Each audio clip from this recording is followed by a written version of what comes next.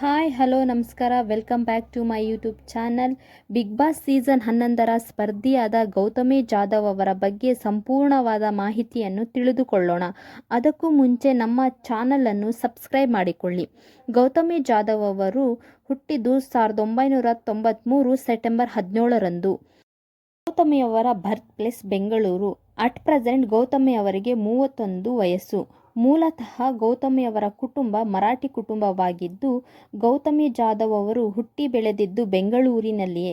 National college ವಿಜಯನಗರದಲ್ಲಿ BCA ಪದವಿಯನ್ನು ಪಡೆದಿದ್ದಾರೆ. ಗೌತಮಿ ಜಾಧವ್ ಅವರ ಹೈಟ್ 5.5 ಫೀಟ್.